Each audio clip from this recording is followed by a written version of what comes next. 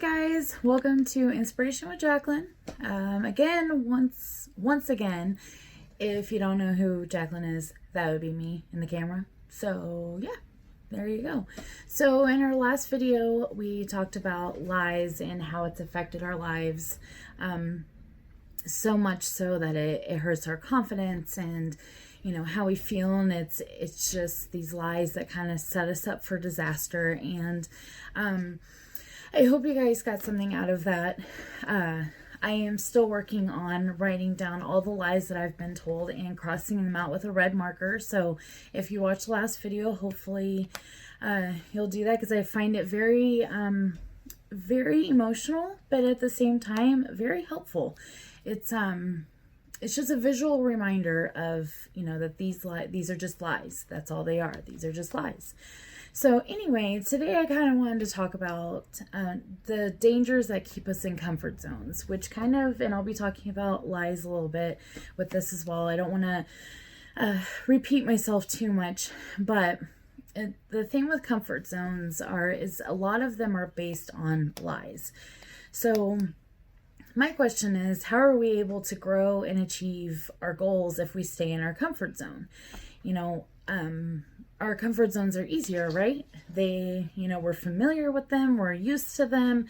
I'm going to give an example, and please know that I just use examples in this because I feel like it kind of pictures it a little bit better for people. But take a marriage, for instance. I apologize. My cat just jumped on my leg, scared the poop out of me.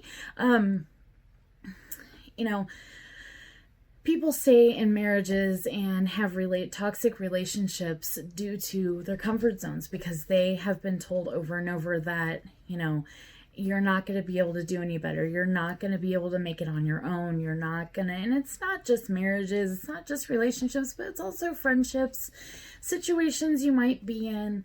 We're told all the time, you're not going to make it on your own. Why would you move out? Why would you start over? And I'm using that as an example because for some reason that seems to be really common here lately that I've seen with friends. And I apologize because my hair is in my way. I'm still not used to bangs. If you know me, I normally don't have bangs. So anyway, it seems to be a common thing for people. They're stuck in these toxic marriages. Like, I am talking mentally abusive, sometimes physically toxic marriages, purely because they are completely convinced that they will not make it on their own. And that's a lie, and that they're not worth it. That's the biggest thing, is they're not worthy of having a better life. And it's really sad. So our comfort zones are easier, and they are for everybody. We're only human. Even the ones that aren't like a horrible situation as I'm describing, our comfort zones are a lot easier. And what's keeping you in your comfort zone? For me, a lot of it are lies that I'll never be worth anything. For me, they are lies that I'm worthless, that I'll never make it, I'll never lose the weight due to my health. I do not want to lose weight because for any other reason but for my health. And it holds me back. I much rather, it's so much easier for me to eat junk food than it is anything, because what's the point? I've been on 5 million diets. What's the point? I'm never going to amount to anything. What does it matter? And my cat is here again. I am so sorry. So hi, Nina. So, those are just a few of the things that hold me back from my comfort zone. And I want to work on stepping outside of my comfort zone. I want to start, living life. Because are we really living life if we're staying in our comfort zones? Are we really reaching our potential by staying in our comfort zones? And I don't believe I am. I'm staying in my comfort zone and I have not reached my potential. So, we are so stuck on believing that we aren't good enough only based on lies that we've been told over the years. We have relied on what other people tell us to tell us who we are, and it's not true. Why should we rely on anybody else's opinion except for our own? Because at the end of the day, guys, like the only whether you're in a relationship or whether, you live alone, like, we have ourselves. At the end of the day, on our deathbed, the only person that we have for sure is ourselves. We have to live with ourselves for the rest of our lives. People come and go, friends come and go. We're stuck with each other. So why are we believing all of these lies that other people are telling us? It doesn't make sense, does it? Like, it doesn't make sense, but we do it because I can't even really think of a good reason as to why we do it, but we're human, and that's what happens. So how do we knock these walls down and begin our journey? Like, how do we get through this? I apologize once again, loose hair. We have to change our mindset. We have to completely transform the way we think about things and think about ourselves. Because we are worth loving ourselves. We are worth it just as much as we go out there and we take care of other people and we encourage other people. We're worth it too. Like, don't forget about us. We promote spreading kindness and love to others and be kind to others. But what about ourselves? It is not vain to love yourself. It is not cocky, or whatever word you want to call it. To love yourself and be proud of yourself and to encourage yourself. There's no, that's not selfish. That's selfless, because if you take care of yourself and you love yourself, then you are able to love others and take care of others and help encourage others. So we need to change our mindset completely. Fill our mind with positivity. There's so much negativity in this world, and it is so hard to look at the positives. I know that especially right now, a lot of people are going through, we're all going through something, and it is really hard to look at the positives, but truthfully, we have to change our mindset on how we look at things. The other day I had a crap day, and I'm telling you, it was one thing after another, and I just lost it. I literally lost it. Was it worth it? No. Could I have handled it better? Yes. So, I just started telling myself positive things the next day, and was just filling my mind with positivity, and the next day was 100 times better, and there's going to be bumps in the road, and it's not going to be perfect when you think positive and things, but it does change the way you think. And the biggest thing is to change your mindset, which doesn't happen overnight. Trust me. We need to be walking away from toxic situations or people in our lives. I like to say ours, because, I've either been there or I'm going through it or whatever, so no one's alone in this. We need to really take out the toxic out of our lives. And if you're in a situation to where you can't do that because of safety reasons or whatever, there are resources out there.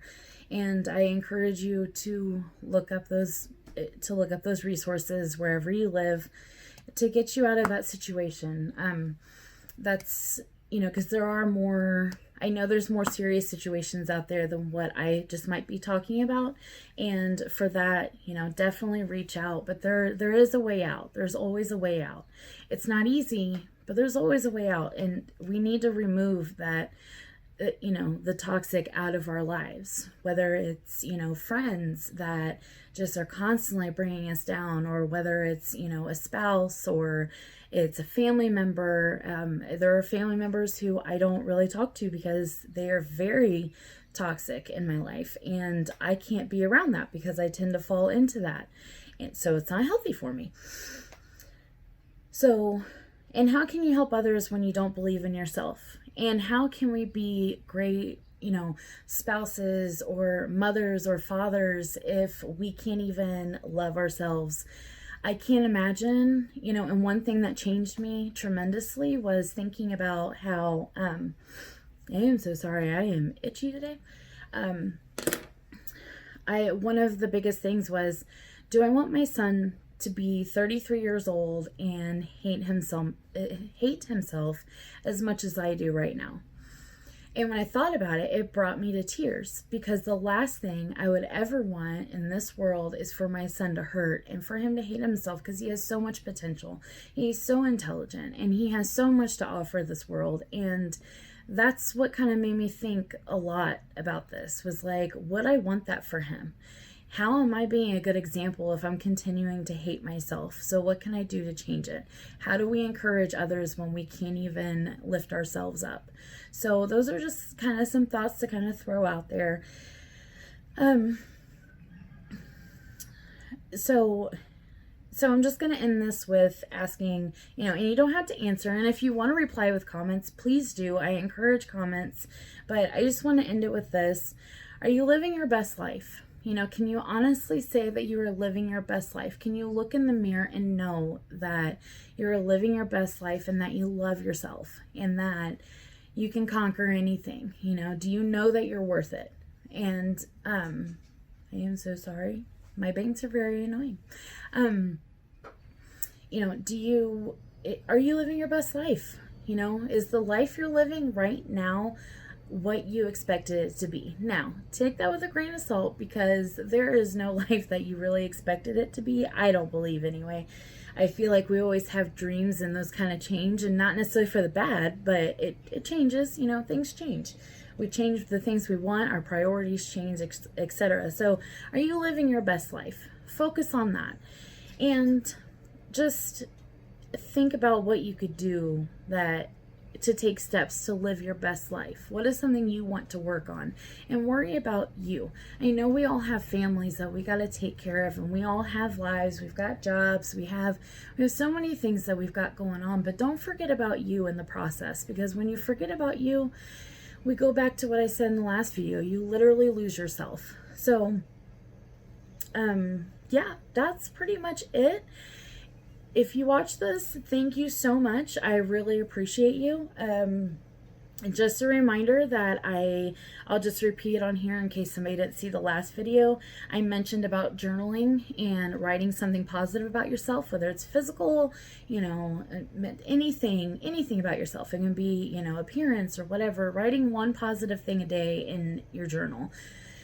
And doing that for even just a week. Mine's a 30-day challenge, but if you want to just do it for a week, I promise you'll be surprised on how much it changes your thought process with a lot of things. And also making out a list of all the lies that you've been told and taking a red pen, red marker, whatever, and crossing them out. It sounds so silly, I know it does, but for some reason the visual of it and writing it down, and it's like you're just taking it away, is a really good feeling. It's like you're just putting it in the fire and it's just done. And it's amazing, which you can do that too. You can make a list of lies and just put it, in a fire or whatever. Use fire safety first. I use fire safety first. Yeah. So if you put it in a fire, I was just talking like, a bonfire or whatever. But anyway, so thank you so much for watching. I really appreciate it. Hopefully you'll like and subscribe and comment, share. I already love all the support that I'm getting already. So I appreciate you guys. So I hope you have a great day, and until next time.